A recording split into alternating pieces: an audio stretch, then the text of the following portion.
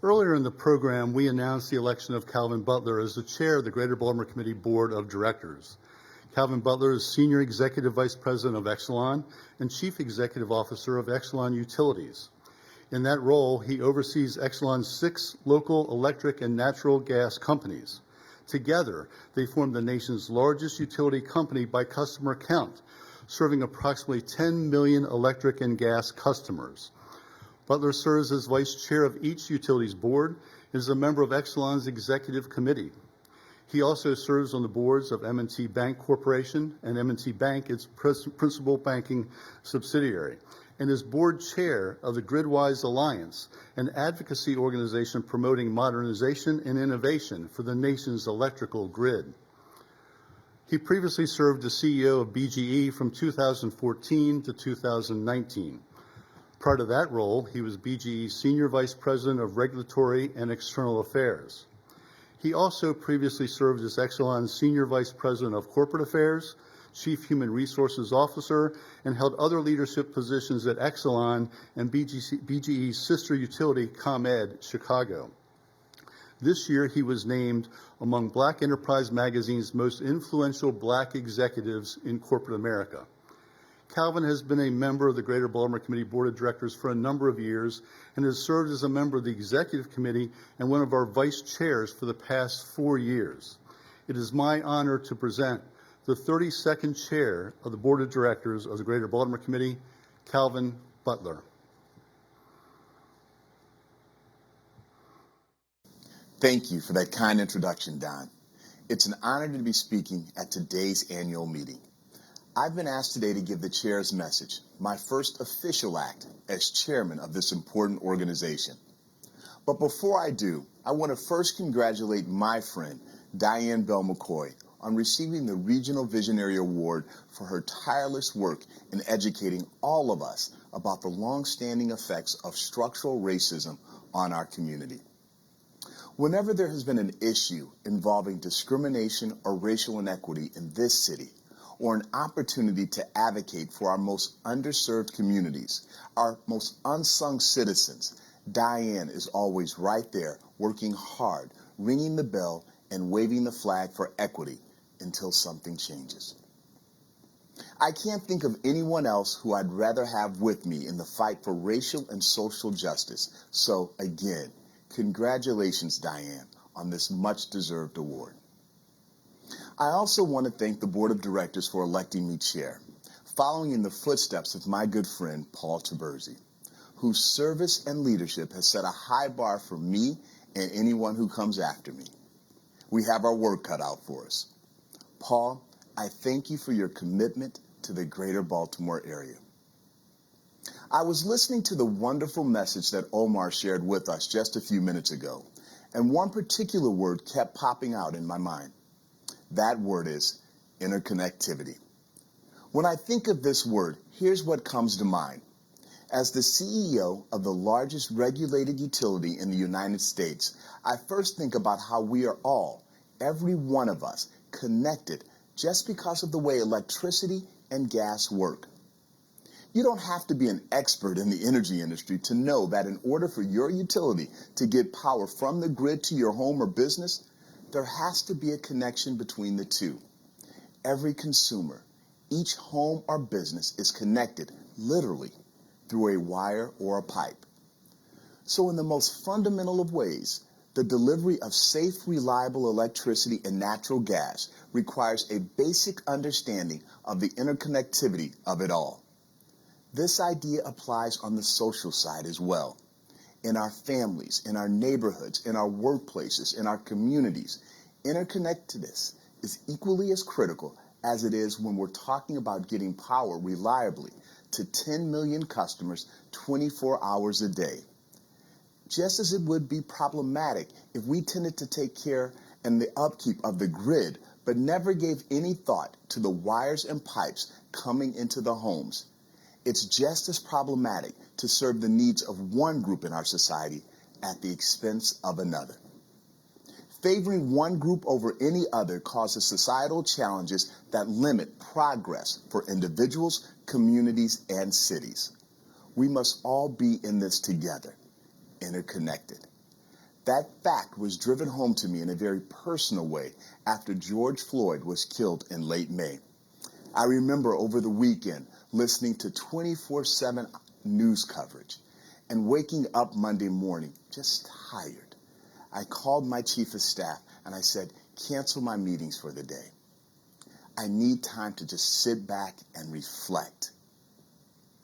I never met George Floyd, but I experienced the tragedy of his death so intensely, down deep somehow I recognized that he and I were interconnected.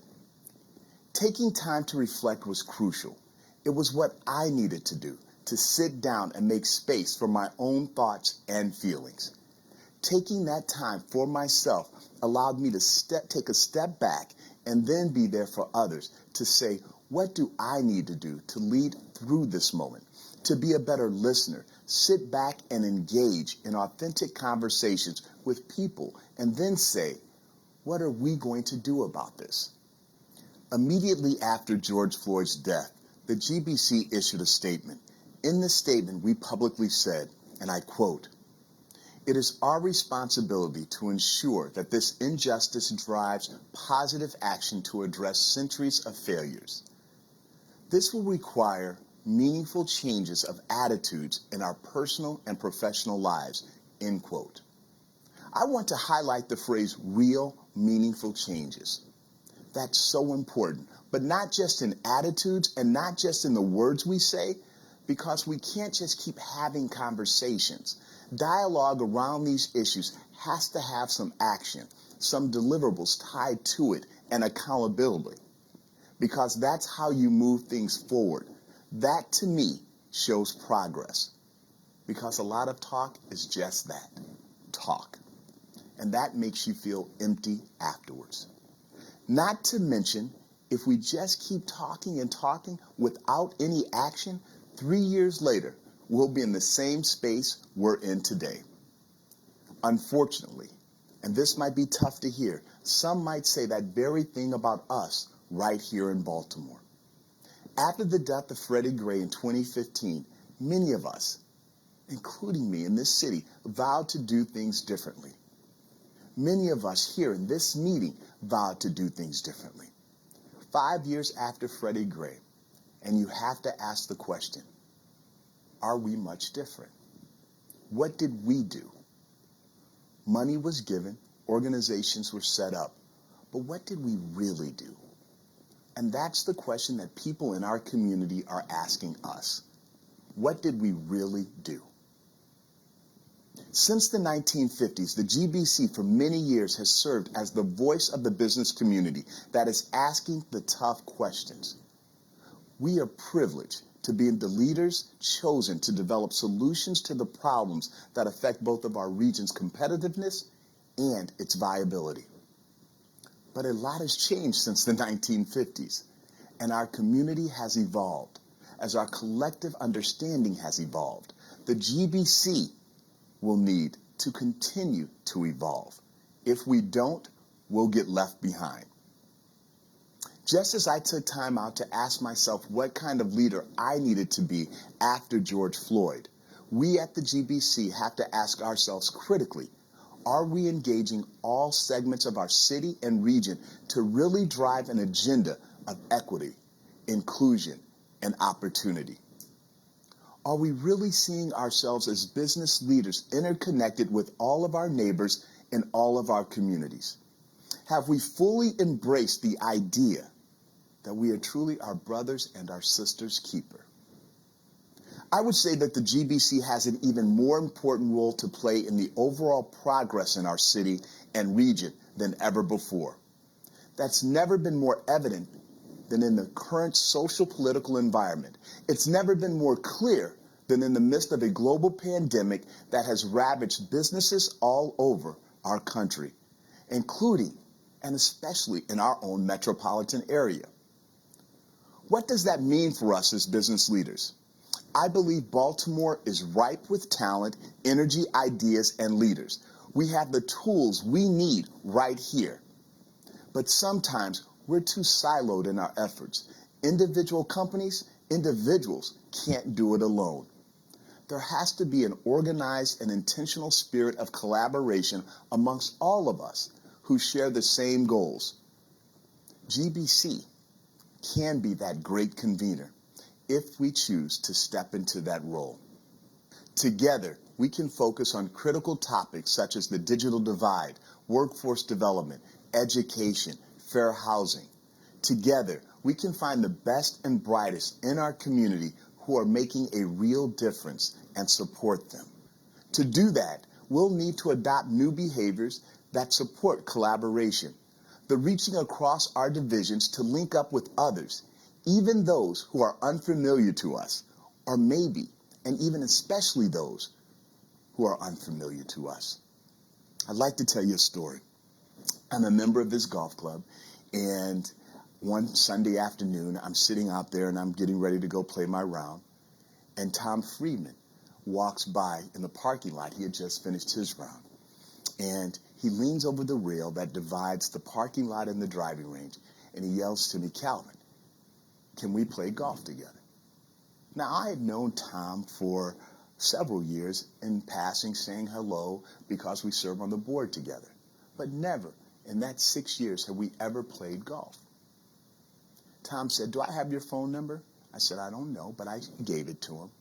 He emailed me that night. Make a long story short, Tom and I played several rounds through the season. As a matter of fact, last Sunday we ended the season playing a round together, and we've gotten to know each other and become friends. I share that with you because Tom was very intentional about his efforts, because what he said is that what I love about our club is its diversity, but yet you always play with your friends who happen to be black, and I always play with mine. And in 6 years, we had never gotten to know one another. When he told me that, I paused because I recognized how intentional his efforts were. In short, ladies and gentlemen, we have to reach out. We have to be intentional.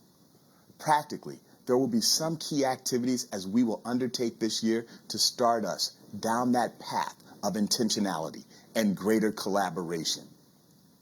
Here's an idea of what's coming.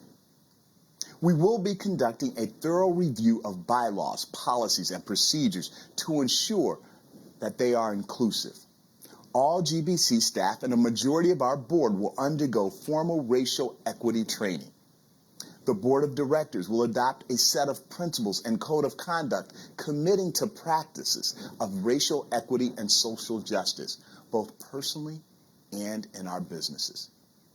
The GBC will commit to creating a more representative board of directors. In our advocacy role, the GBC will continue to support the competitive business environment, but will evaluate and decide each policy position taken through an equity lens.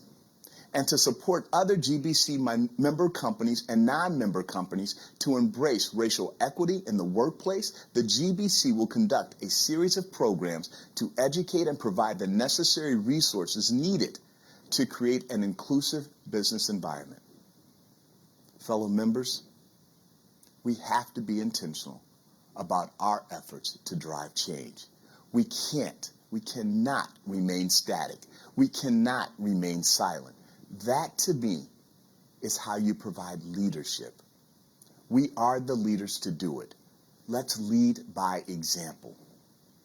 Again, I'm honored and humbled to step into the role of chairman during these truly unprecedented times, recognizing that we are all interconnected. Thank you. Calvin, thank you for those inspiring words and your vision for the GBC. We look forward to your leadership and service as chair of the board of directors.